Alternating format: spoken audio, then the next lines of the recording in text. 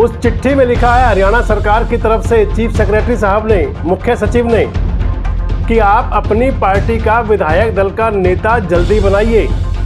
आपकी तरफ से नेता ना बनाए जाने की वजह से सरकार के अंदर मुख्य सूचना आयुक्त और सूचना आयुक्त के 7 पद खाली पड़े हैं। तो मान लें कि हरियाणा प्रदेश कांग्रेस कमेटी और कांग्रेस का आला कमान जो पूरी तरह किंग कर्तव्य विमूढ़ है, जिन्हें यही समझ नहीं आ रहा कि उनकी वजह से हरियाणा प्रदेश की जनता को भी कहीं ना कहीं कुछ नुकसान हो रहे हैं। देश की सबसे पुरानी पार्टी है कांग्रेस, लेकिन अपने फैसले लेने के लिए जाने क्यों पूरी तरह से वो उदासीन है। दोस्तों नमस्कार, मैं संजय मग्गू और मौजूद हैं देश रोजाना के डिजिटल मीडिया मंच पर। हरियाणा के चीफ सेक्रेटरी हैं अनुराग रस्तोगी। अनुराग रस्तोगी ने एक चिट्ठी लिखी है हरियाणा प्रदेश कांग्रेस कमेटी को, क्योंकि प्रदेश कांग्रेस कमेटी के अध्यक्ष हैं चौधरी उदय भान, तो संबोधन उन्हीं को लिए होगा। चिट्ठी का जो मजमून है मोटे मोटा, उस चिट्ठी में लिखा है हरियाणा सरकार की तरफ से चीफ सेक्रेटरी साहब ने, मुख्य सचिव ने, कि आप अपनी पार्टी का विधायक दल का नेता जल्दी बनाइए। आपका विधायक दल का नेता क्योंकि हरियाणा के अंदर विपक्ष का नेता होगा और आपके द्वारा अपना नेता ना चुने जाने की वजह से सरकार के कई कामकाज प्रभावित हो रहे हैं। आपकी तरफ से नेता ना बनाए जाने की वजह से सरकार के अंदर मुख्य सूचना आयुक्त और सूचना आयुक्त के 7 पद खाली पड़े हैं। इस वजह से कई हजारों आरटीआई हैं जिनका जवाब नहीं दिया जा पा रहा। ये मोटा मोटा मजमून है उस पत्र का जो चीफ सेक्रेटरी ने लिखा है हरियाणा प्रदेश कांग्रेस कमेटी को। तो मान लें कि हरियाणा प्रदेश कांग्रेस कमेटी और कांग्रेस का आला कमान जो पूरी तरह किंग कर्तव्य विमूढ़ है, जिसको कोई सुध-बुध ही नहीं है, जिसे पता ही नहीं है कि उनको अपनी पार्टी का विधायक दल का नेता भी बनाना है, जिन्हें ये पता ही नहीं कि उनकी कोई संवैधानिक, कोई नैतिक जिम्मेदारी भी है, जिन्हें यही समझ नहीं आ रहा कि उनकी वजह से हरियाणा प्रदेश की जनता को भी कहीं ना कहीं कुछ नुकसान हो रहे हैं। दरअसल हरियाणा का विधानसभा चुनाव हुए दोस्तों हो चुके हैं लगभग 8 महीने। अक्टूबर 2024 के अंदर हरियाणा का विधानसभा चुनाव हुआ था। 8 अक्टूबर को रिजल्ट आया था, 18 अक्टूबर को सरकार बनी थी हरियाणा के अंदर। आज मई महीना चल रहा है, लगभग 7 से 8 महीने बीत चुके सरकार बने हुए। विधानसभा के 3 सत्र हो चुके, लेकिन कांग्रेस को अपने 37 विधायकों में, 37 नेताओं में कोई ऐसा चेहरा नज़र नहीं आ रहा जिसको वो हरियाणा के विधायक दल की कमान सौंप दें।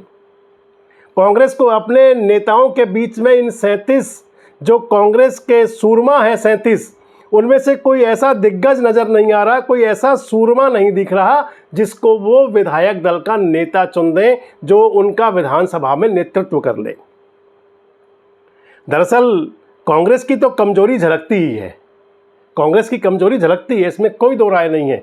लेकिन जब इस वजह से अगर सरकार के कामकाज प्रभावित हो रहे हैं तो फिर सोचना पड़ेगा कांग्रेस के आला कमान को भी, हरियाणा प्रदेश कांग्रेस कमेटी को भी, हरियाणा प्रदेश कांग्रेस के उन 37 विधायकों को भी जिनको जनता ने चुन के भेजा कि आप हमारे हकों की सुरक्षा करोगे।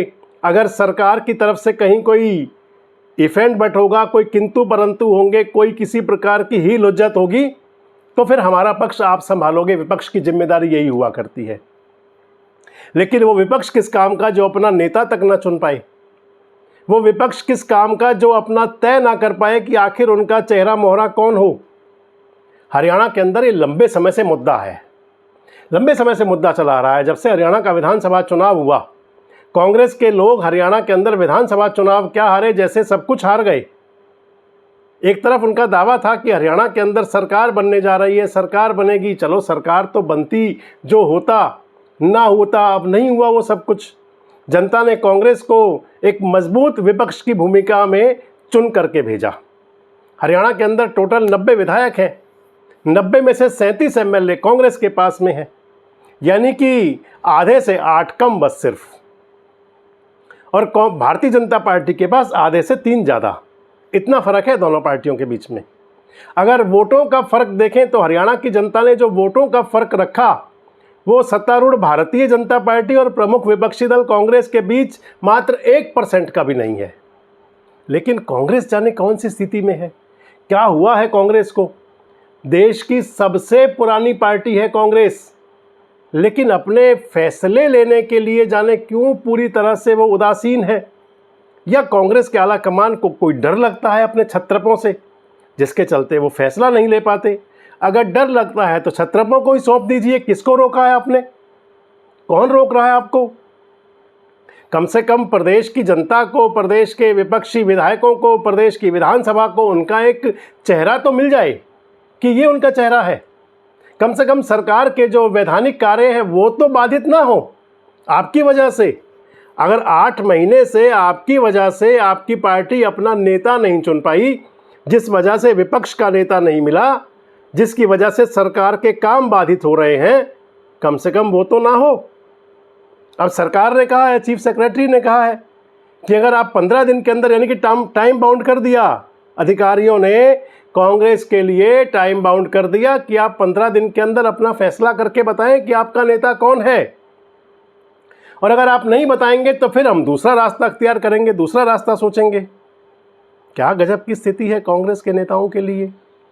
सोचने का विषय है कांग्रेस के नेताओं के लिए, मंथन करने का विषय है कांग्रेस के नेताओं के लिए। मैं आपको बताता चलूं कि जब हरियाणा विधानसभा का चुनाव हुआ था तो विधानसभा चुनाव से पहले चुनाव प्रचार के दौरान में पूरे हरियाणा के अंदर भूपेंद्र सिंह हुड्डा जी को चेहरा बना करके कहा जा रहा था कि आ रही है कांग्रेस, आ रहे हैं हुड्डा। आप सुनते रहे होंगे वो नारे जरूर। अब की बार हुड्डा सरकार, जैसे बीजेपी की तरफ से होता है देश के अंदर, अब की बार मोदी सरकार, फिर एक बार मोदी सरकार, बार बार मोदी सरकार, ऐसे ही कांग्रेस के अंदर, हरियाणा के अंदर चलता रहा हमेशा। अब की बार हुड्डा सरकार, अब की बार नहीं तो फिर अब की बार हुड्डा सरकार, अब की बार भी नहीं तो फिर अब की बार हुड्डा सरकार। 3 बार निकल गई ऐसी चलते चलते। अब की बार जो स्थिति बनी हरियाणा के अंदर, वो स्थिति कुछ ऐसी थी कि तमाम कांग्रेसी बाग थे कि अब तक उनकी सरकार बनी जाएगी। विधानसभा चुनाव परिणाम जब आया तो परिणाम के अंदर 37 विधायक मिले। 37 विधायकों ने अपनी बैठक करी। बैठक के अंदर नाम चुना जाना था कि कौन नेता बने कांग्रेस का। जो विधायक दल का नेता बने वो हरियाणा विधानसभा में विपक्ष का नेता होगा। कांग्रेस के विधायक दल ने अपना 1 लाइन का प्रस्ताव पारित किया और भेज दिया आला कमान को। कह दिया कि आला कमान ही फैसला करेगा, जिसको आला कमान चुन लेगा वो हमारा अध्यक्ष होगा, वो हमारा नेता होगा विधायक दल का।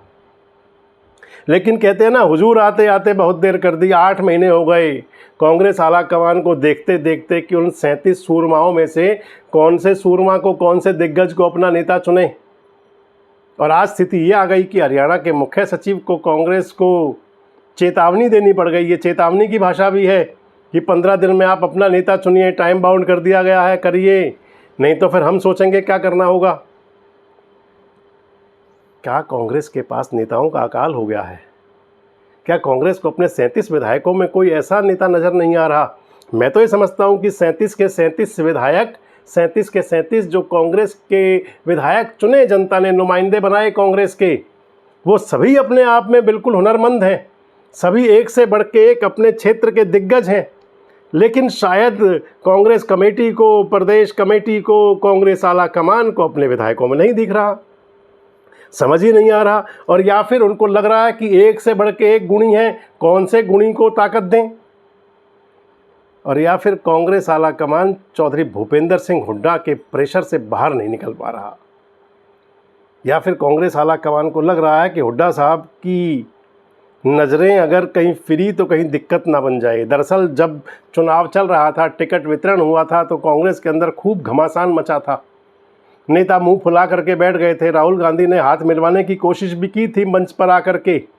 हाथ तो मिल गए थे लेकिन दिल नहीं मिले थे। मैंने उस समय कहा था कि दिल नहीं मिले, इसलिए उनके दिल के फूल नहीं खिले, उनकी सरकार नहीं बनी। मैंने कहा था उस समय भी इस बात को आपसे। आज की स्थिति ये है कि ना हाथ मिल रहे हैं, ना दिल मिल रहे हैं, ना गले मिल रहे हैं। समझ नहीं आ रहा कि हो क्या रहा है। अपने 37 विधायकों में से एक चेहरा चुनना है कांग्रेस को।